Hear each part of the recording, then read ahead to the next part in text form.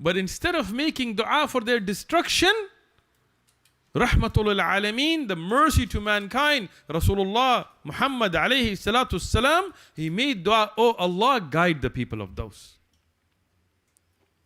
And alhamdulillah, we see in Tariq, the entire Qabila of those later on, they all became Muslim. Da'wah, whether in the west or the east or the north or the south or the middle or the back or the front or all of the stuff that we talk about, has to be a da'wah based on al-kitab wa sunnah. Based on the Quran and the Sunnah. That is our da'wah. When you want to give da'wah, we always go back to see what does Allah subhanahu wa ta'ala order us in the Quran. How did the Mustafa alayhi salatu salam, the Prophet Muhammad alayhi salatu salam, how did he show us how to do the da'wah? How did the Anbiya do da'wah? And then that becomes our roadmap. Everybody tells us, tell us a new way of da'wah, a new idea of da'wah. New is bid'ah. Our way of da'wah, we go back to the Quran, to the Sunnah, to the way of the Salaf al-Ummah, the way of Abu Bakr and Umar and Uthman and Ali, and Hassan, Hussein, Abdullah ibn Abbas, radiyallahu anhum. We look at the Sahaba and how did they do the da'wah and the A'imma after them. And then we implement it in accordance to our time. So, Allah subhanahu wa ta'ala orders us in the Quran to call towards Allah. As the ayah the Shaykh read earlier, قُلْ هَذِهِ سَبِيلِي. He tells the Prophet ﷺ to tell us, this is my way. أَدْعُو إِلَى اللَّهِ. I call towards Allah. How? عَلَى بَصِيرَةٍ. Upon sure knowledge and evidences. Not upon philosophy, not upon my own intelligence, not, okay, I was...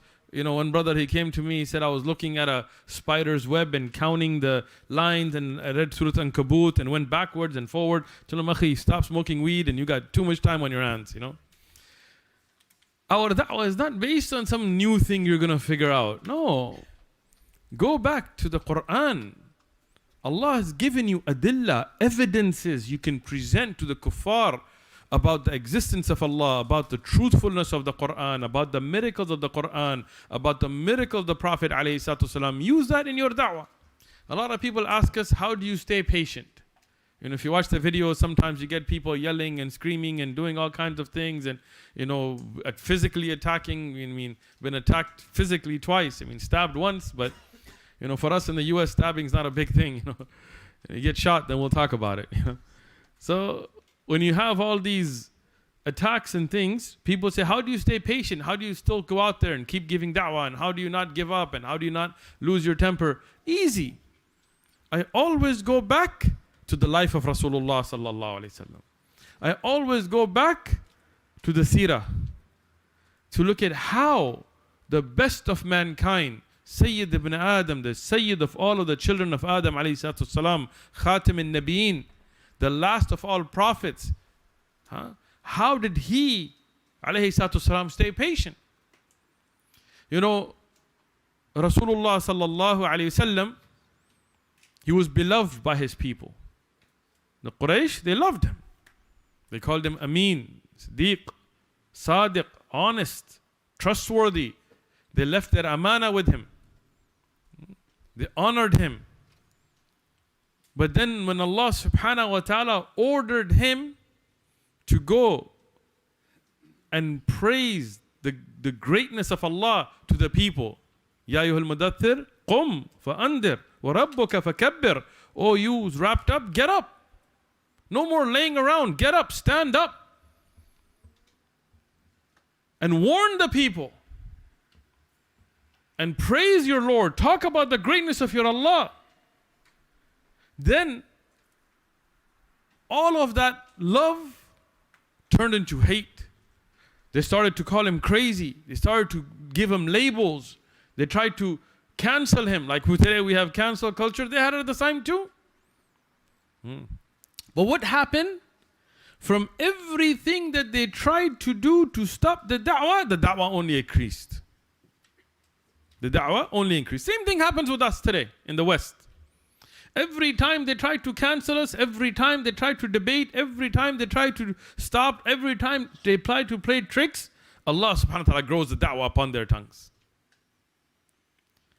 Tufail ibn Amr al-Dawsi, he's a great Sahabi, and many of you know of him. He was a Amir or a leader or a Sayyid in his qawm, in his people of Daws. And he would come to Mecca, and this is the authentic narration. And when he would come to Mecca, the people of Quraysh, they would honor him in the times of Jahiliyyah because he was a leader. But like others, when Rasulullah sallallahu alaihi wasallam started his da'wah, when he started calling towards Tawheed and making rad of shirk, condemning shirk, Tufail ibn Amr al-Dawsi, at that time he was coming to the Kaaba. So the Quraysh, realizing that this is a Sayyid, this is a leader of his nation, they wanted to warn him to keep him away from the da'wah. What's their makr? What's their plan? What's their plot? To keep him away from the da'wah. So they come outside the city of Mecca, and they meet with him. So Tufail ibn Amr al-Dawsi, he went to Mecca, they met him outside. And they told him, look, we're just warning you. There's a guy who's amongst us and he's lost his mind and he's a magician and he's crazy. And they couldn't even make up one lie. They would use different things. They said, just don't listen to him. He's like, okay. So he went in and he saw Rasulullah sallallahu alaihi wasallam giving his da'wah. And what did he do? He put cotton in his ears. So I don't want to hear it. And then, as some of the narrations mentioned, some of the cotton fell and he was fixing it. He started to think, I'm an intelligent man. I'm a leader in my people. People come to me to ask advice. Why am I afraid to listen to him? Let me hear what he has to say. And if he has a jinn or if he's crazy, then I'll try to fix him. If he's a liar, I'll know better. So he took the cotton swabs off and he spoke to the Prophet ﷺ and he heard the da'wah and he became Muslim. Why? Because the da'wah of Islam is tawheed. It's to call us towards the haqq, towards the truth. It's beautiful, it's simple, it's clear. And he went back to his people. It's a longer hadith, I'm just summarizing for the sake of time. And he gave them da'wah. And he had a miracle where Allah subhanahu wa ta'ala put a light on his forehead and then he asked Rasulullah to have it switched to his whip and so on. The Shaykh can give you the longer explanation sometime when you have more time. But his people didn't listen. And only one young man came back with him to Rasulullah sallallahu alaihi wasallam. Abdurrahman ibn Sakhr, well known as Abu Huraira. But good job, barakallah feek habibi. He came back with Tufail ibn Amr al-Dawsi with Rasulullah sallallahu alaihi wasallam as a young man. And here Tufail radiallahu anhu, he told Rasulullah sallallahu alaihi wasallam, the people of Daws, they're not listening. So make dua that Allah destroys them. And he was like the qawm of Nuh alayhi salam, how they were destroyed, the qawm of Lut alayhi salam, how they were destroyed. Just make dua that Allah destroyed them. And Rasulullah sallallahu alaihi wasallam raised his hands. And Abu Hurairah, who narrates the hadith, he says, I was afraid that if Rasulullah sallallahu alaihi wasallam would make dua, his people would be destroyed. But instead of making dua for their destruction, Rahmatul Alameen, the mercy to mankind, Rasulullah Muhammad alayhi salatu salam, he made dua, oh Allah, guide the people of Daws. And alhamdulillah, we see in Tariq, the entire Qabila of Daws later on, they all became Muslims. So now what happens? The kuffar, they plot, they plan. But Allah subhanahu wa ta'ala is the best of planners.